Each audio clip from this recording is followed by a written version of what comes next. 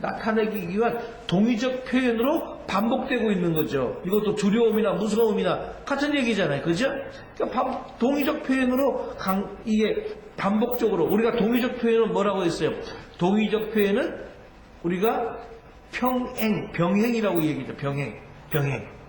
자, 그래서 여기에서는 4개의 동사가, 제가 지금 이렇게 썼지만 4개의 동사가 지금 연이어 나오면서 볼 수 있는 것이죠. 연이어서 나와서. 자, 그래서 이 4개의 동사를 한번 볼까요? 자, 이 4개의 동사를 한번 보세요. 두려워하다, 임하다, 무서워하다, 미쳤다. 나에게 미쳤다. 미친 것이 아니고 미쳤다요. 미치다. 자, 두려워하다는 파하드, 무서워하다는 야고드, 임하다는 것은 아타, 나에게 미치다는 말은 뽀. 욥의 상태가 4가지 동사로 반복해서 지금 욥에게 지금 나타나고 있는 것을 우리들에게 보여주고 있는 거예요. 자, 이렇게 4개의 동사적 표현을 일련의 나열시킴으로 인해서 두려움과 무서움의 감정이 욥을 흡습해가지고 뭔가 융단 폭격하는 듯한 의미를 우리들에게 잘 전달해주고 있다라고 하는 것이죠. 자, 그러니까는 우리가 계속해 봅니다. 나의 두려워하는 그것이, 자, 그러니까는 나의 두려워하는 그것, 나의 무서워하는 그것이 내 몸에 미쳤구다라고 하는 이 욥의 절규의 내용이 나오는데, 이것을 근거로 해서 지금은 욥이 지금 뭐 해야 돼요? 두려워하는 그것이 자신의 몸에 임한 아주 심각한 질병이라고 지금 볼 수 있죠. 얼마나 지금 그 병이 자기에게 심각한 병인가를 지금 욥은 간접적으로 우리들에게 지금 보여주고 있는 거죠. 그리고 나의 두려워하는 것, 또 요 파하드.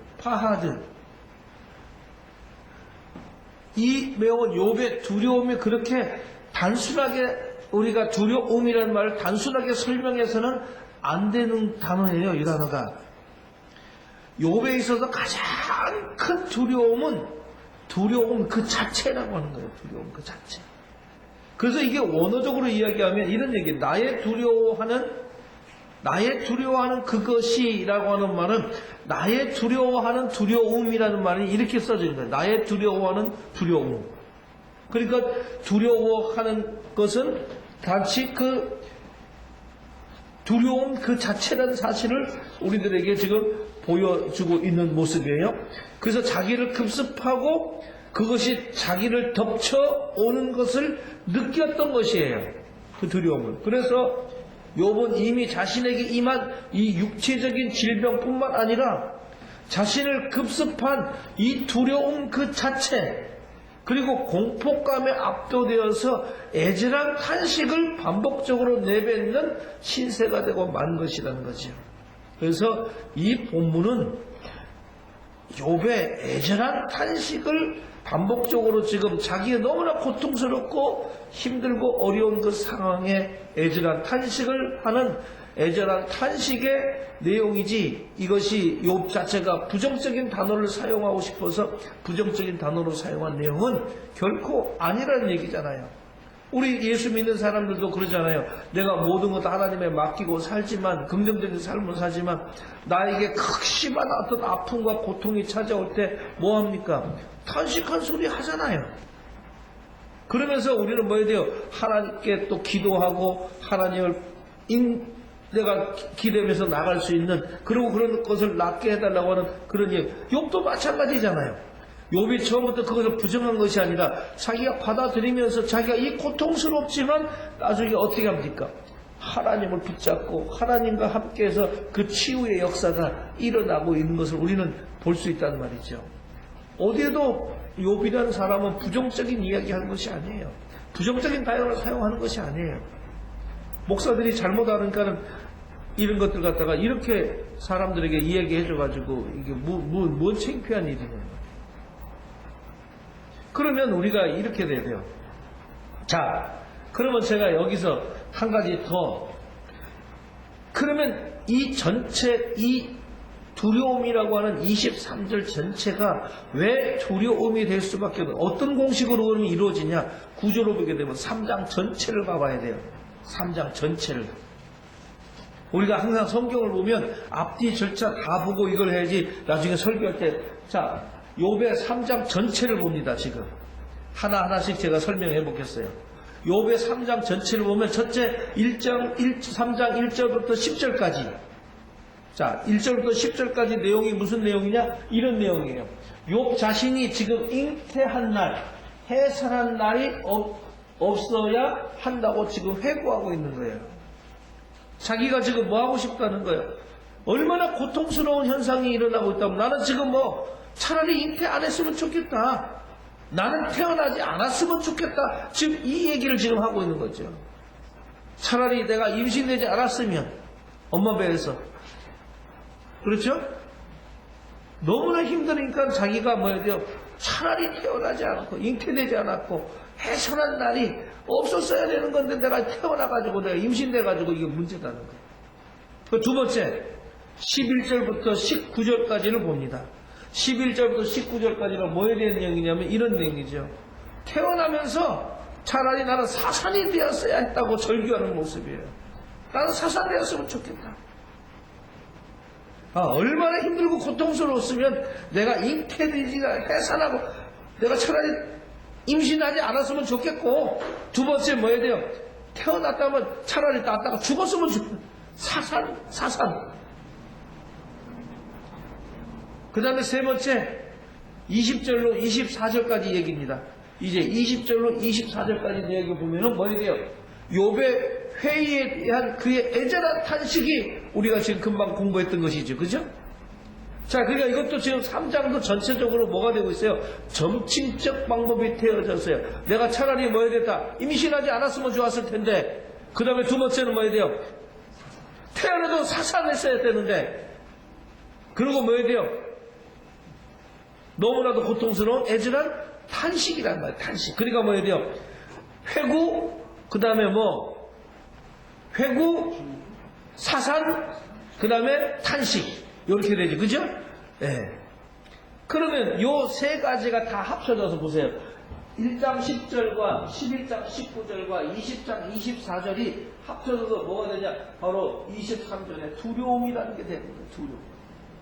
그렇죠? 그래서 내가 뭐 해야 돼? 지금 이 고통스러움이 나는 두려울 수밖에 없단 말이에요. 두려움 그 자체란 얘기라는 거죠. 그래서 이 두려움 자체가 바로 뭐라는 거예요? 고난이라는 거예요. 이해되죠? 아까 설명하고. 결국 그러면 욥은 어떻게 됐을까요? 나중에 이 고난을 통해서 이 하나님을 떠났을까요? 아니면 나중에 뒤로 계속 넘어가면 이 욥은 어떻게 됐습니까? 하나님과의 회복의 관계가 이루어지고, 그죠? 뭐가 일어납니까? 축복의 역사가 일어난단 말이에요. 그러니까 고난은 결국 우리들에게 뭐 회복과 축복의 역사로 만들어져. 이렇게 보세요. 쫙 축복과 회복. 그래서 하나님께서 우리에게 주는 고난은 우리를 잘못되게 만드는 것이 아니라 결국 우리들에게 뭐 해야 돼요? 그 회복을 나중에 회복을 통해서 뭐 합니까? 축복으로 인도해 준다는 것이죠. 성경의 모든 역사가 그렇지 않았습니까? 이스라엘 민족도 어땠습니까? 그렇게 말 안 들어도 이스라엘들에게 힘들게 만들어 가지만 나중에 이스라엘을 회복시키고 뭐에 대해 또 축복해주는 선민으로서의 그 역사를 이루어가는 것을 우리 성경은 볼 수 있는 것이죠. 하나님의 역사는 이렇게 연결되어져 가는 것을 우리가 보겠다. 그러니까 우리가 욥 자신이 잉태한 날, 해산한 날 없었어야 한다고, 태어나면서 나는 차라리 사산되었어야 했다고 절규하는 모습을 지금 우리가, 그리고 뭐 해야 돼요? 고통스러운 삶의 연장이 되기 때문에 욥의 회의에 대한 그의 애절한 탄식을 우리가 들을 수가 있죠. 이처럼 처절한 갈구에도 불구하고 자기는 모든 생명을 연장받아야 살아야만 하는 그런 죽고 싶지만 그럴 수조차 없는 절망적인 형편에 처한 이 욥에게 남겨진 것은 공포 그 자체였고 두려움 그 자체였다는 사실이에요. 이처럼 이유를 모를 고난을 당하여 정체조차 모를 공포 그 자체 속에서 떨고 있는 이 욥의 처절한 탄식을 수사학적으로 묘사해 주는 내용이라고 말할 수가 있다는 것을 제가 말씀을 드리고 싶어요. 그러면 우리가 이 3장 전체에 대한 내용을 좀 보요. 이 3장 전체의 내용에서 이유를 알 수 없는 엄청난 고통으로 욥이 견디다 못해서 처절한 탄식을 중점적으로 여기서 기술하고 있는 내용이 바로 3장의 내용이에요. 이러한 욥의 반응이 앞서서 1장과 2장에서 욥이 첫 번째 시험을 당한 후에 그 직후 보았던 반응이 뭐입니까? 1장 20절, 22절, 2장 10절에 뭐해야 돼요? 자, 1장 어떤 반응이 나왔어요? 1장 20절로 22절에 욥이 일어나 겉옷을 찢고 머리털을 밀고 땅에 엎드려 예배하며 이르되 내가 모태에서 알몸으로 나왔은즉 또한 알몸이 그리로 돌아가올지라 주신 이도 여호와시요 거두신 이도 여호와시니 여호와의 이름을 찬송을 받으실지니이다 하고, 그 다음에 2장 10절 한번 보세요. 2장 10절은 뭐라고 나옵니까? 그가 이르되 그대의 말이 한 어리석은 여자의 말 같도다. 우리가 하나님께 복을 받았은즉 화도 받지 아니하겠느냐 하고 이 모든 일이 욥이 입술로 범죄치 아니했다는 말합니다. 자, 그러니까 우리가 1장, 2장에서 욥이 첫 번째 시험을 당한 직후에 보였던 요 반응과 비교해 볼 때 우리 지금 3장에서 보는 것은 사뭇 다른 것을 우리가 알 수 있죠. 그죠? 이때는 다 뭐였습니까? 하나님의 주권을 온전히 인정하는, 그렇게 지금 인정하고 나왔던 이 욥이 이제는 뭐에 대해 처절한 고통으로 인해서 자신의 잉태됨과 출생을 저주하고 사후세계를 동경하면서 고통스러운 삶이 연장되는 것에 대해서 회의와 탄식의 말을 내뱉고 있다는 것이죠. 그러면 이러한 욥의 자세 변화는 지금 독자들로 하여금 욥의 신앙에 변질된 것은 아닐까 하는 우려를 갖게 할 수도 있겠죠. 그렇잖아요.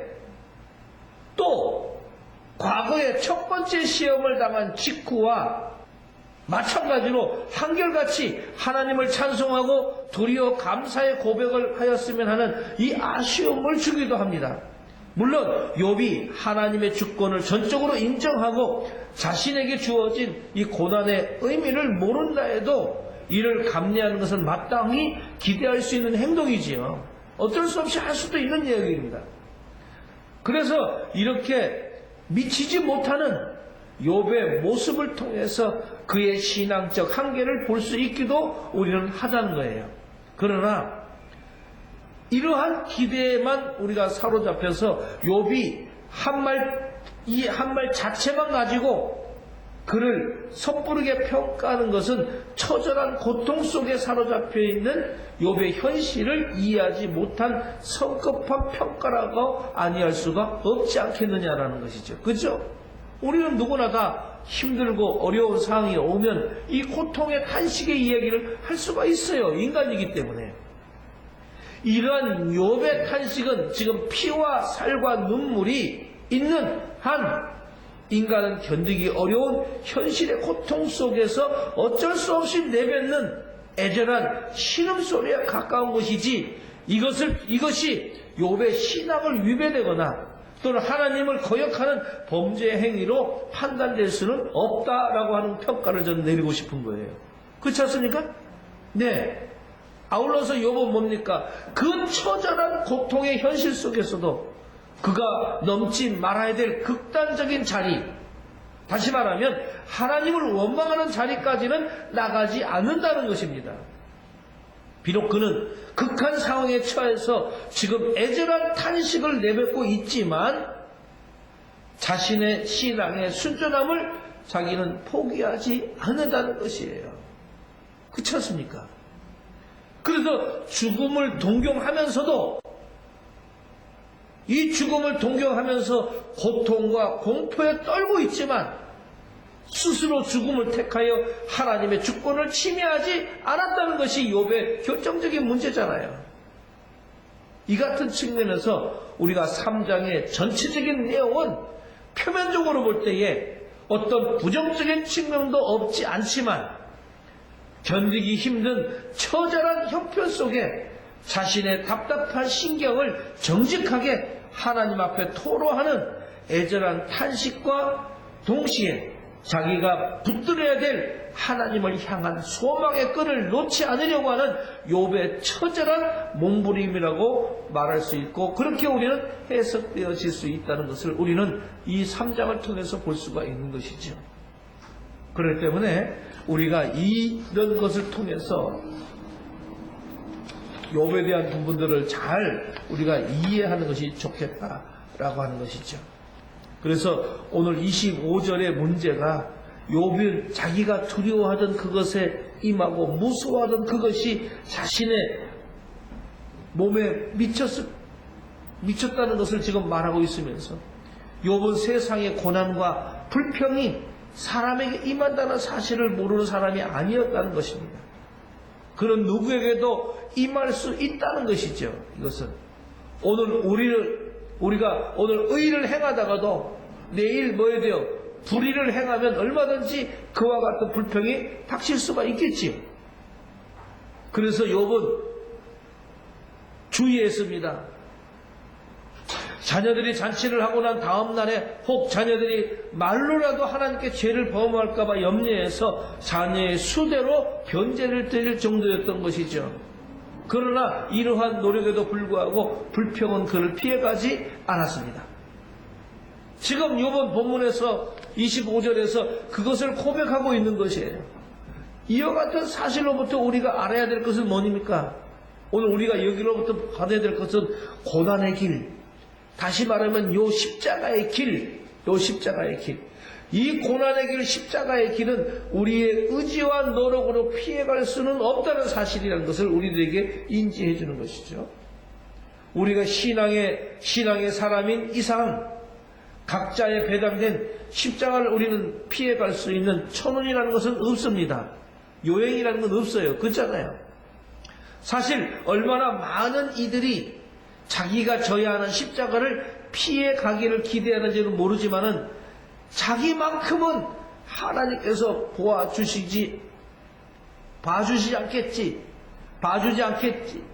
봐주시겠지 하는 그런 마음은 은연중에도 갖고 있을 거예요.